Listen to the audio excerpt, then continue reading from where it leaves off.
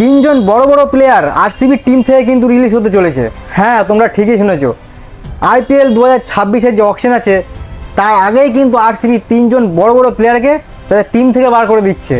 কারণ বিসিসিআই একটা ডেডলাইন দিয়ে দিয়েছে যে 15 নভেম্বরের আগে যে সমস্ত টিম তাদের যে প্লেয়ারকে রিটেন করতে চায়, যে সমস্ত প্লেয়ারকে রিলিজ করতে চায়, তার একটা লিস্ট বিসিসিআই কাছে সাবমিট করতে হবে। আর এই অবস্থায় আরসিবি তো ভীষণ চালাক, তিনজন বড় বড় প্লেয়ারকে কী করছে, টিম থেকে বাইরে বের করে দিচ্ছে। আর তাদের যে অ্যামাউন্ট ছিল, যে অ্যামাউন্ট দিয়ে তাদের কিনেছিল, সেই অ্যামাউন্ট দিয়ে ভালো ভালো তিনজন ব্যাটসম্যান হোক, বলার হোক, মিডিল অর্ডার হোক, যাই হোক কিনে নিজেদের টিমকে আরও শক্তিশালী করছে, আরও স্ট্রং করছে। নিজেদের ব্যাকআপ যেটা ছিল সেটা আরও বেশি শক্তিশালী করছে, যাতে 2026-এর যে আইপিএল ট্রফি আছে সেটা যেন আরসিবি আরামসে ডিফেন্ড করতে পারে। এই রিলিজ লিস্টে প্রথমে কার নাম আছে জানো? Liam Livingstone. 8,75,00,000 টাকা দিয়ে আরসিবিকে কিনেছিল যে ভালো পারফরমেন্স করবে, ভালো ব্যাট করবে, ভালো বল করবে আর আরসিবিকে ট্রফি জিতাবে। হ্যাঁ রে ভাই, ট্রফি তো আরসিবি জিতেছে, কিন্তু এর পারফরমেন্সে না। এমন না যে একে বল করানো হয়নি, একে ব্যাট করানো হয়নি, একে ম্যাচ খেলানো হয়নি। 10টা ম্যাচে ব্যাট করেছে আর রান করেছে কত? 112 রান। 5টা ম্যাচে বল করেছে, উইকেট নিচে কত? মাত্র 2টো। তাই এরকম প্লেয়ারকে যে আরসিবি এবার রিলিজ করে দেবে সেটা কিন্তু আর বলার বিষয় রাখে না।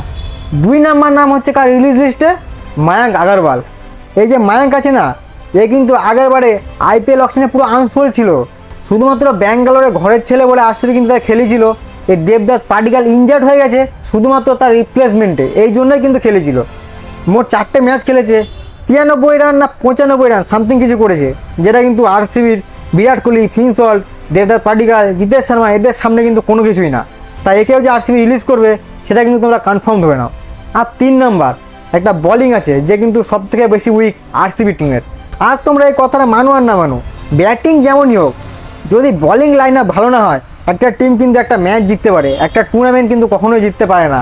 আরসিবির ভাগ্য ভালো ছিল যে এই বলার নিয়েও কিন্তু আরসিবি জিতে গেছে। আর সেই বলারের নাম হচ্ছে রাশিক সালাম।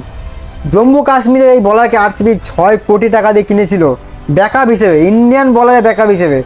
যে ভুবনেশ্বর কুমার আর আর্শাদ দয়াল যদি ইনজার্ড হয়ে যায় বা ভালো পারফরমেন্স না দেয়, তাদের রিপ্লেসমেন্টে কিন্তু এই রাশিক সালাম খেলবে।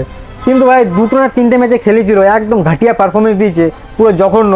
একেও কিন্তু আরসিবি রিলিজ করে দেবে। আর আইপিএলের এই 2026-এর মেগা অকশনে আরসিবির আর কাউকে রিলিজ করার দরকার নেই। ব্যাটিং লাইন আপে আছে বিরাট কোহলি, এইদিকে আছে ফিন সল্ট, দেবদাস পাডিকাল ইনজার্ড আছে, যদি ঠিক হয়ে যায় তো ভালো, নাহলে আছে রাজাত পাটিদার। এই দিক থেকে ফিনিশার হিসেবে আছে Jitesh Sharma, Romario shepherd, Tim David. ভাই একের পর এক ধামাকাদার ব্যাটসম্যান। বলার হিসেবে আছে আর্শাদ দয়াল, ভুবনেশ্বর কুমার, হেজালউড, লুঙ্গি ইংগিডি। দারুণ দারুণ বলারও আছে। তো একজন ভালো বলার, একজন ভালো অলরাউন্ডার আর একজন ভালো মিডল অর্ডারকে যদি আরসিবি ঢুকিয়ে দেয়, ভাই আরসিবির এই টাইটেল আরামসে ডিফেন্ড হয়ে যাবে। তো তোমাদের কী মনে হচ্ছে আরসিবি কাকে রিলিজ করতে পারে, কাকে রিটেন করতে পারে, অবশ্যই কমেন্ট করে বলবে। আর যদি তোমাদের আরসিবি নিয়ে কোনো রকম কোনো ডাউট থাকে অবশ্যই কমেন্ট করে জানাবে আমাকে, আমি তোমাদের পুরোপুরি ক্লিয়ার করে দেবো। তো চলো আজকে ভিডিওটা এইটুকুনি, তোমাদের মতামত অবশ্যই কমেন্টে জানিও আর চ্যানেলটাকে কিছু একটা করে দিও। চলো বাই।